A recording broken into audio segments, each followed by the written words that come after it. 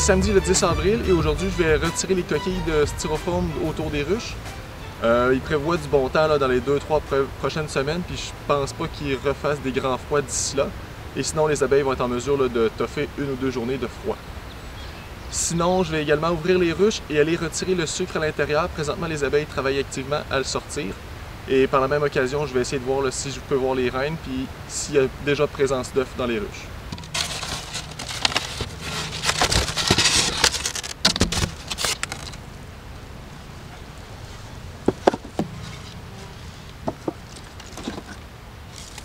Il en reste encore du stock un peu.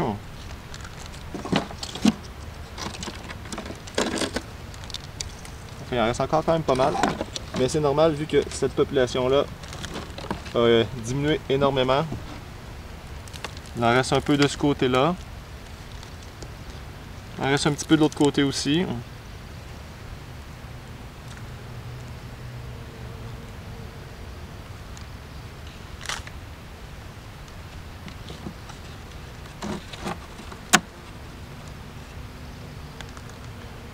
Mais c'est l'entièreté de la colonie.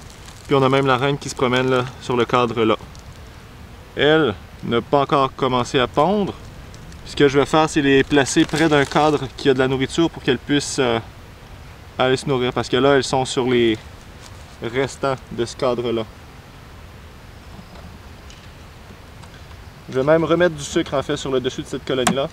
Elle n'a pas assez de stock, contrairement à ce que j'aurais pu croire.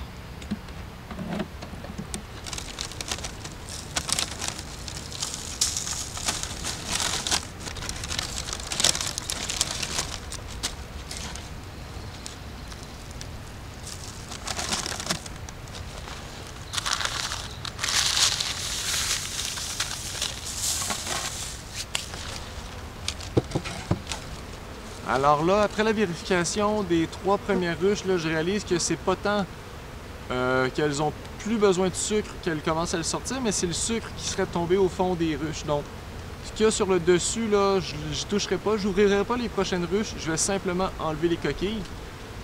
Finalement, ce ne sera pas nécessaire de l'enlever. Ce qui est normal, en fait, il n'y a pas encore de source de nourriture aux alentours, il n'y a pas de fleurs, il n'y a pas rien. Donc, tant qu'il n'y a pas de nectar qu'elles peuvent ramener par elles-mêmes, le sucre va être essentiel.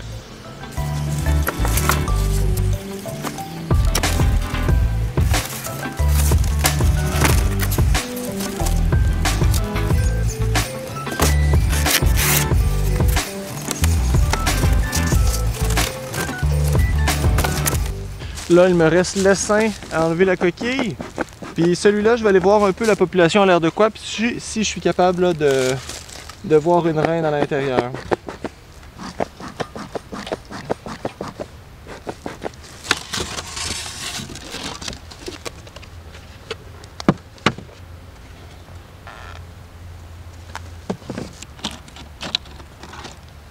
Cadre de sirop bien plein qui n'a pas été touché.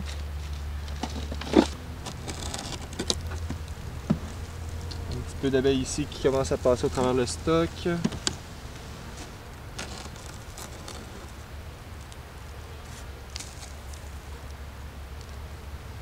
La population a l'air quand même relativement plus nombreuse que l'autre.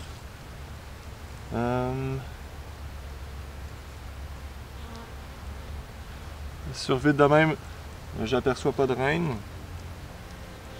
Pas de ce côté-là en tout cas. Peut-être sur l'autre. La population se trouve là sur principalement 2 côtés de cadre. Ça ici, c'est le restant. Donc l'autre moitié de la population.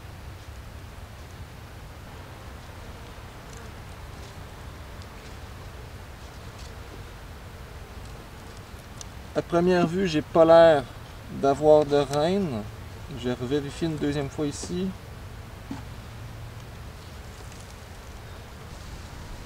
Ah oui, j'en ai une. Elle est ici dans le coin là. Elle se cache. Elle se promène légèrement en dessous des autres. Elle n'est pas marquée par contre, donc c'est probablement une reine vierge qui provenait d'un des essaims.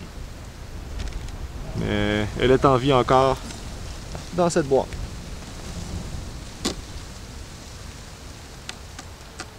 Puis là, elle avait l'air quand même assez grosse là.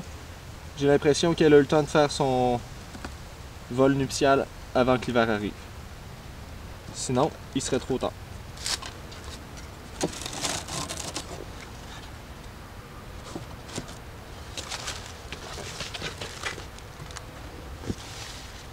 Pour mes objectifs de l'année, j'en ai quelques-uns. Idéalement, cette année, j'aimerais ça finir avec 20 ou 25 colonies lorsque je vais faire mon hivernage à l'automne. Donc ça veut dire que je vais devoir être quand même très agressif sur les divisions. Je prévois garder quand même 2 ou 3 colonies qui vont produire du miel, donc probablement les 2 chez ma sœur et une ici là, qui a passé l'hiver avec 2 étages. Mais le reste, il va faire 2 ou même 3 rondes de division. Et à travers tout ça, je prévois capturer quelques essaims. Idéalement, pas les miens, mais je vais essayer de faire en sorte de placer quelques publications sur Facebook là, pour que si jamais des gens voient des essaims dans les environs, qu'on me fasse signe et que j'aille les récupérer. De ces 25 colonies-là, rendues à l'hiver, je prévois en avoir peut-être 8 dans des ruchettes à ressources. Cette année, j'en ai essayé 4 et il y en a seulement une qui a survécu, mais de ce que je peux voir, c'était plus un manque de nourriture. Pas nécessairement à cause du froid, pas nécessairement parce qu'elles étaient à l'étroit. Donc, le format m'a l'air bon finalement, mais c'est vraiment là, la nourriture qui leur a manqué. Donc, à ce moment-là, ça va être de mon côté là, cet automne de leur donner du sucre plus tôt en saison. Si je leur donne du sucre granulé trop tôt, elles vont travailler à le sortir de la ruche. Donc, ce que je vais faire, c'est que je vais préparer des espèces de pastilles ou des pains de sucre que je vais pouvoir déposer sur la ruche et être pas mal assuré qu'elles ne travailleront pas trop fort et ne seront pas en mesure de les sortir. Également, un de mes objectifs cette année, c'est de mieux gérer mes ruches. Cette année, j'ai eu plusieurs essaims. Il y en a un que j'ai vu partir au mois de juillet, pas mal certain que c'était un des miens. Et j'en ai eu 2 qui se sont formés au mois de septembre. J'ai réussi à les capturer, il y en a un qui a passé l'hiver, mais ça reste quand même un problème parce que le deuxième essaim est mort et la colonie qui les a formés est également morte. Donc ça cause plus de mal que de bien. À ce moment-là, ça va être de mon côté là, à mieux voir les signes avant-coureurs et à mieux les gérer. Également, pour capturer des essaims qui vont potentiellement se créer de mon côté, je vais mettre en place ce qu'on appelle des swarm bait ou des appâts à essaims.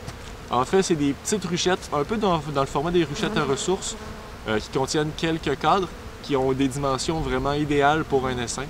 Donc, les abeilles éclaireuses qui cherchent un nouveau logis pour l'essaim en attente vont le trouver et potentiellement attirer le restant des abeilles dans ces appâts à essaims-là. Donc, je vais en installer 2 ou 3 ici, pas très loin des ruches, dans l'éventualité où des essaims se formeraient. Donc, normalement, je ne devrais pas perdre mes propres essaims et je devrais être en mesure de récupérer des essaims qui vont se former ailleurs. Donc, c'est ça. Normalement, je devrais avoir beaucoup plus de colonies là, à l'automne au moment de rentrer en hivernage.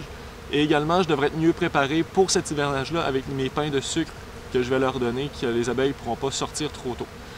Donc, normalement, le manque de nourriture devrait être réglé. Au niveau du froid, c'était pas un problème. Mes coquilles de styrofoam ont fait leur même travail que l'an passé, donc elles ont été efficaces.